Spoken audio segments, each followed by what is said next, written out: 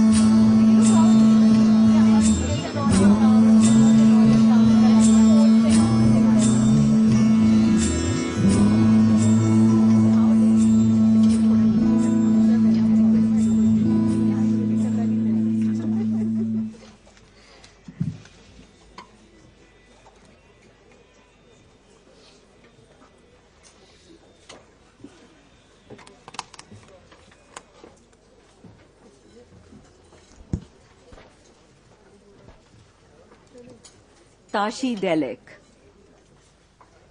I am very, very humble today to have the honor to welcome His Holiness Tenzin Gyatso, the 14th Dalai Lama, to FICCI Ladies Organization. I also welcome as honored guests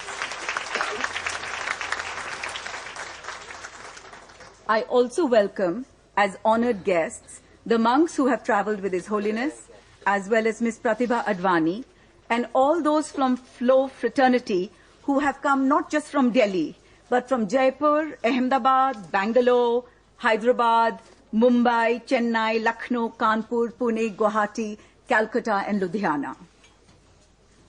Though His Holiness has been heard to say, "I am a simple monk, no more, no less," we all can learn much from the characteristics of a simple monk. A simple monk cultivates immeasurable joy, equanimity, and compassion.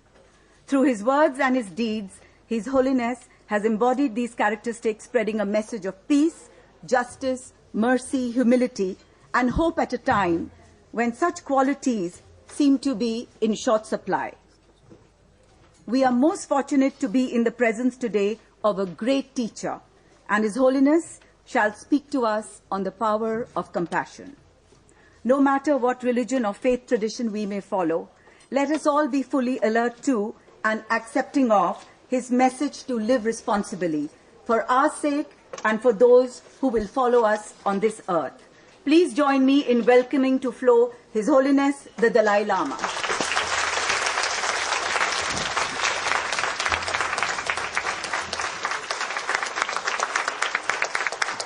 I am honored to take this opportunity to felicitate His Holiness on behalf of FICCI Ladies Organization.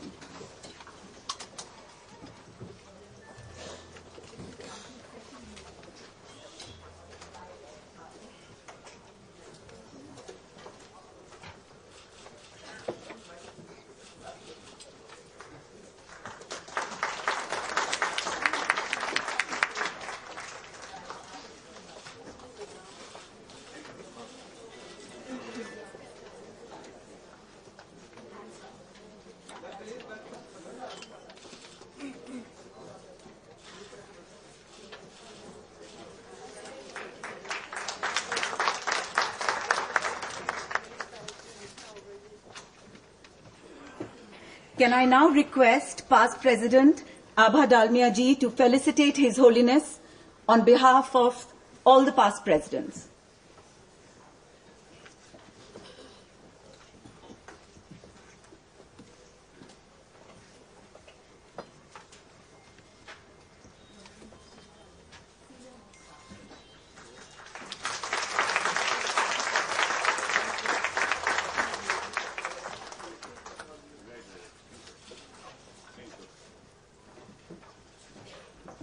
Padma Rajgopal, Chairperson, Hyderabad Chapter, shall felicitate His Holiness on behalf of all our 13 chapters.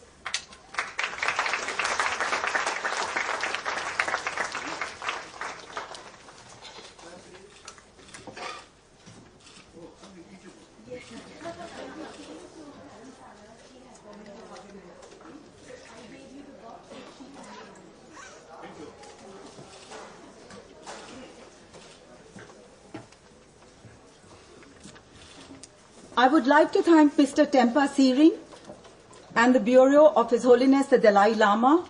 It has been a pleasure meeting all of you and working with all of you. A special thank you, Hira Rupani, thank you very much, and Padma Rajgopal for actually making this event happen. Despite having a strong political background, Pratibha Advani chose a career in media and has earned huge respect and fame for herself. Pratibha ji has met His Holiness several times over the year, and her family and she share a close association with him. Pratibha ji, may I request you to come up on the podium and introduce His Holiness.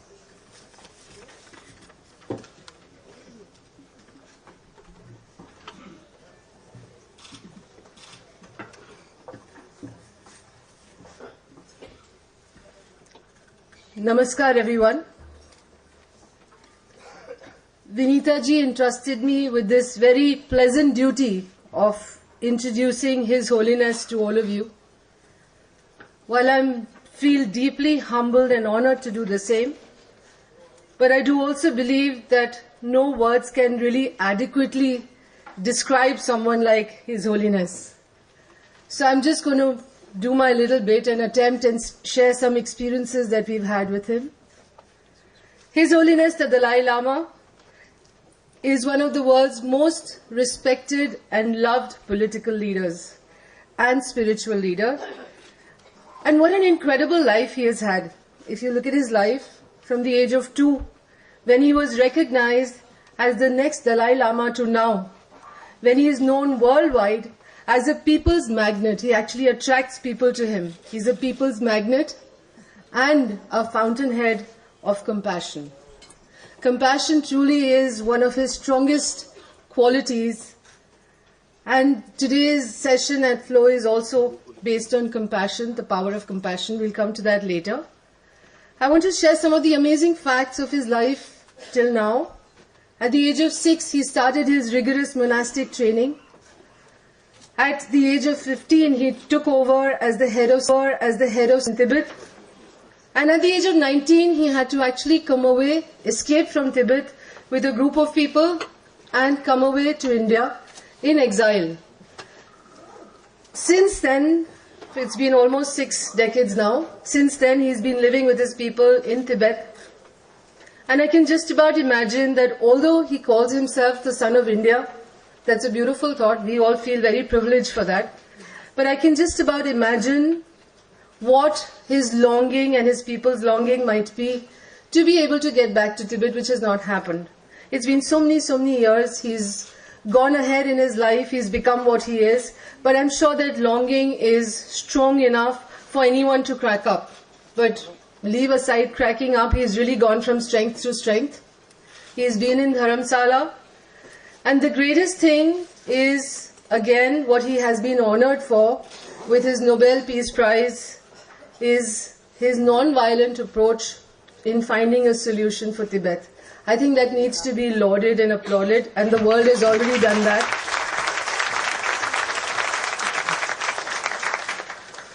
All through these difficult years, he's been traveling the world, writing books, giving discourses, and has become a messenger for world peace. But that's not everything that he stands for, this great saint that we have amongst us today. There are so many more enduring qualities that he has. An innate ability to connect with people, which is his strongest point. In fact, whenever he meets you for the first time, he completely disarms you with his childlike innocence. In fact, when he came in just now, he says, "Oh, there's food on the table. I'm sure this is not a decoration piece, it's for eating." He promptly pulled off the wrapper from the food and started eating his biscuits. So these are little qualities about His Holiness that truly disarm anyone who comes in his contact. And as I said, compassion is something that he has lived by, that is really kind of a mantra for him. Besides that, he has penetrating intelligence, something which is remarkably a mix of spirituality and science. I was very surprised when over the years I realized that how much His Holiness is fond of science as a subject. So he tends to mix up his spirituality and base it on science. So he meets people and scientists and thinkers from all over the world. And he believes, in all his discussion, he believes that every human being is full of compassion. It's a matter of time how things change or whether he is able to exhibit that compassion fully or not. That's really something subjective. But compassion is something that is innate in all religions, in all faiths, in every person. And he commands respect from people of all faith and religions. That's another great quality. I've often talked about his childlike innocence, and I've seen him myself. Whenever there's a man with a beard, he starts tugging at the person's beard, which is really very, very endearing about him. I want to share some personal experiences, very, very pleasant ones, and indeed at difficult times also. Once I had gone with my father to Dharamsala. My parents and me, we've been very fortunate to have had abundant affection from His Holiness over the years. And I'm eternally grateful to you, Your Holiness, for this. When I had gone to Dharamsala with my father, I remember after the wonderful meeting we had with His Holiness, I wanted to go and have a look at the local shopping there. And when His Holiness heard that, he says, "Oh, do you have money to buy chocolates?" I said, "Yeah, I have the money." But I must tell you that ever since, every few months, my dear Tempa, who's a representative of His Holiness in Delhi, he brings us a box of chocolates from His Holiness. That's really something very, very endearing. Thank you very much.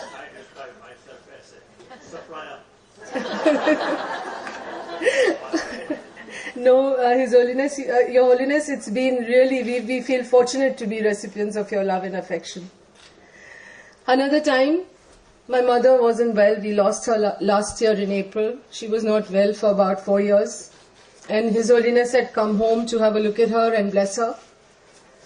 She was in a wheelchair, and the moment she saw His Holiness, she just caught hold of his head and planted a kiss on his forehead, rather on top of his head. I don't think anybody would have done that. And I have a picture. I was fortunate enough to click right in time, and I have a picture and I shared it with His Holiness. I want him to take it back with him to his home. Another incident which I can never forget is when Mama passed away. At that point of time, His Holiness had come home, and we were devastated, my father and I, because we've been a very close family. I just remember that one moment when His Holiness was leaving, and as he was about to sit in the car, he just turned around slightly and looked at me and said, "Remember, physically separate but spiritually always together." And that's something that made me hold on to my thought processes and discomfort at that point of time. And even today, if I feel a little phased out, I just think of that one sentence and it gives me a lot of calmness and peace. Thank you, Your Holiness, to be there for me at that difficult time and for my father. What can I say? This speaks volumes about His Holiness, the man full of compassion. I came across a poem which I believe Mother Teresa had put up on the wall of her children's ward in Calcutta. I'd like to share that poem with all of you because I feel that truly encompasses what His Holiness stands for, what he believes in. It's called the final analysis. I mean, some people have given different names to it. Probably Mother Teresa gave the name of anyway to it because it's got that word anyway coming many times. It says, "People are often unreasonable, illogical and self-centered. Forgive them anyway. If you're kind, people may accuse you of selfish ulterior motives. Be kind anyway. If you're successful, you will win some false friends and some true enemies. Succeed anyway. If you're honest and frank, people may cheat you. Be honest and frank anyway. What you spend years building, someone may destroy overnight. Build anyway. If you find serenity and happiness, people may be jealous. Be happy anyway. The good you do today, people will often forget tomorrow. Do good anyway. Give the world the best you have, which He has always given. He's really given the world the best He has. Give the world the best you have, and it may never be enough. Give the world the best you have anyway." And the final thing is the most beautiful thing. It says, because you see, in the final analysis, it is all between you and God. It was never between you and them anyway. I truly believe His Holiness is full of all these qualities, and we are truly, truly privileged to have him amongst us today. My humblest pranams to you, Your Holiness, and may you continue to shine your light of peace through the world always. Thank you.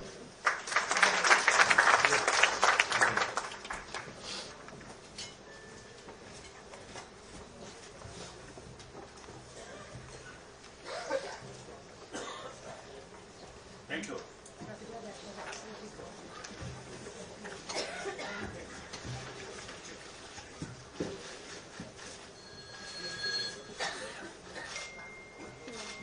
He doesn't need the...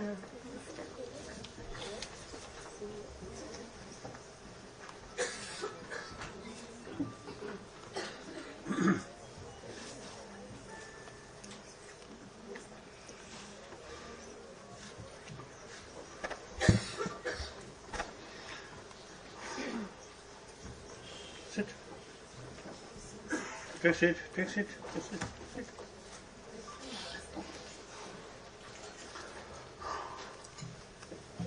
Dear sisters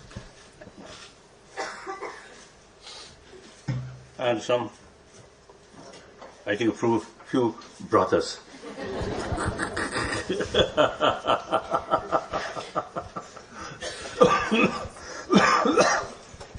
I always refer brothers, sisters. I really